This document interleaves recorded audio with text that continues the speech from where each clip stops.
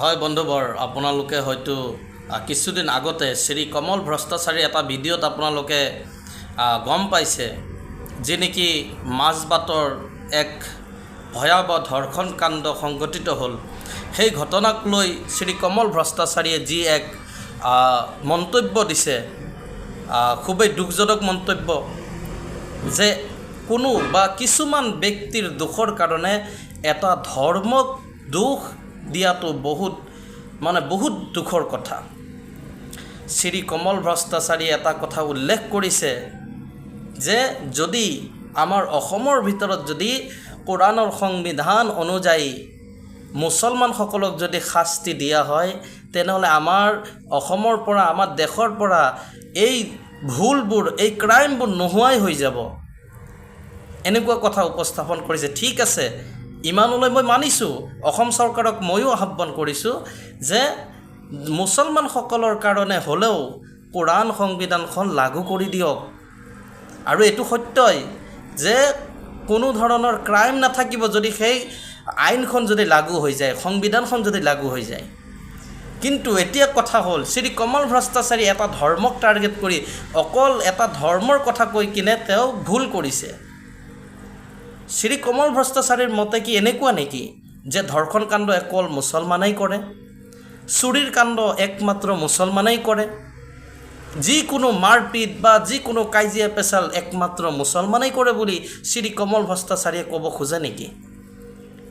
যদি তেনেকুৱাই হয়, তেনেহ'লে মই শ্ৰী কমল ভ্ৰষ্টাচাৰীক আহ্বান কৰিম, আপুনি এবাৰ কোৰ্ট কাছাৰীৰ চক্কৰ লগাওক, থানাই থানাই যাওক, জেল হাজতত যাই কিনে আপুনি চাই আহক যে তাতে অকল মুছলমানসকলেই আছে নে আৰু অন্য ধৰ্মাৱলম্বী লোকসকলো আছে। আপুনি বুজা দৰকাৰ যে দোষ কৰাজন সদায় দোষী হয়। সেই ব্যক্তিজন কোন সেইটো চোৱা নহয়, কোন ধৰ্মৰ সেইটো চোৱা নহয়। শ্ৰী কমল ভ্ৰষ্টাচাৰীয়ে কৈছে মুছলমানসকলৰ কাৰণে যদি এনেধৰণৰ আইনখন, কোৰাণী সংবিধানখন যদি লাগু কৰি দিয়া হয়, দেশৰ ক্ৰাইম নাথাকিব, ৰাম ৰাজ্য হৈ যাব। আৰে আপুনি কোন হে শ্ৰী কমল ভ্ৰষ্টাচাৰী? আপোনাৰ দৰে কুলাংগাৰৰ মুখত, আপোনাৰ দৰে বদমাছৰ মুখত ৰাম ৰাজ্যৰ দৰে পবিত্ৰ এক দেশৰ কথা শোভা নাখায়। আপুনি আগতে ভালদৰে পঢ়া লেখা কৰক যে ৰাম ৰাজ্য কাক কোৱা হয়। আপুনি ৰাম ৰাজ্যৰ মানে বুজি পায়নে? মই ভাবোঁ আপুনি বুজি নাপায়। ৰাম ৰাজ্যৰ মানে এইটো নহয় যে একমাত্ৰ মুছলমানসকলৰ বাবে যদি শাস্তি অনিবাৰ্য কৰি দিয়া হয়, শাস্তি যদি লাগু কৰি দিয়া হয়, তেনেহ'লে একদম গোটেই দেশখন ভাল হৈ যাব, এনেকুৱা নহয়। ৰাম ৰাজ্যৰ মানে হ'ল যি দেশত নেকি কোনো এটা কুকুৰেও যাতে ভোকৰ অৱস্থাত যাতে তেওঁ ৰাতি কটাব নালাগে। ৰাম ৰাজ্যৰ মানে হ'ল এজন আন এজনৰ যাতে তলতীয়া হৈ ধাই ধমকি খাই কিনে চলা ব্যক্তি যাতে দেশত নাথাকে। কোনো যদি দুখীয়া নাথাকে, তাক কোৱা হয় ৰাম ৰাজ্য। কোনো যদি আন এজন ব্যক্তিৰ তলতীয়া হৈ অত্যাচাৰ বা জুলুম যাতে কৰা নহয়, তাক কোৱা হয় ৰাম ৰাজ্য। এজন সিজনৰ লগত মিলিজুলি থকাটোক কোৱা হয় ৰাম ৰাজ্য বুলি। আপুনি এইবোৰ নাজানে নেকি ৰাম ৰাজ্য কাক কোৱা হয়? কৰোণাৰ সময়ত আপুনি মুছলমানসকলৰ ভূমিকা আপুনি দেখিছে। কিমান লাখ লাখ সনাতনী ভাইসকলক ক্ৰিয়াকৰম কৰিবলৈ নিজৰ ল'ৰা ছোৱালীও আগবাঢ়ি অহা নাছিলে, কিন্তু মুছলমানসকলে ক্ৰিয়াকৰম কৰাইছে। আপুনি গম পায়নে? অসম বা ভাৰতৰ আপুনি অৱস্থা গম পায়নে? নাপাই কিনে এনেই আপুনি টপকি যায়, মাজতে টপকি কিনে যিকোনো এটা মন্তব্য কৰি দিয়ে। আপুনি জধামূৰ্খ হয়, আপুনি জধামূৰ্খ হয়, আপুনি একো নাজানে।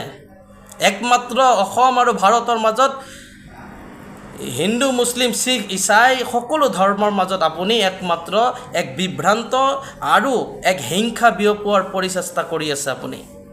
আৰু যি অপবিত্ৰ চেষ্টাত আপুনি কেতিয়াও সফল হ'ব নোৱাৰে। আপুনি এতিয়াও সময় আছে, সলনি হওক। অসমৰ ভিতৰত বা ভাৰতৰ ভিতৰত হিন্দু, মুছলিম, শিখ, ইছাইসকলক কিদৰে আমি মিলিজুলি বসবাস কৰিব পাৰোঁ, সেইটো প্ৰচেষ্টা হাতত লওক। আপুনি এটা ধৰ্মক টাৰ্গেট কৰি হিংসা বিয়পোৱাৰ চেষ্টা নকৰিব। শ্ৰী কমল ভ্ৰষ্টাচাৰীক মই এইটো সকিয়নি দিছোঁ, কিন্তু সময় আছে, এতিয়াও শুধৰি যাওক। নহ'লে কিয়ামতৰ দিনা আল্লাহৰ আগত হিচাপ আপুনিও দিব লাগিব যে মানুহ কিমান আপুনি বিভ্ৰান্ত কৰি আছে, মানুহ কিমান আপুনি বিপদে পৰিচালিত কৰি আছে। আপোনাৰ কি সেই আখিৰাতৰ কথা মনত নাই?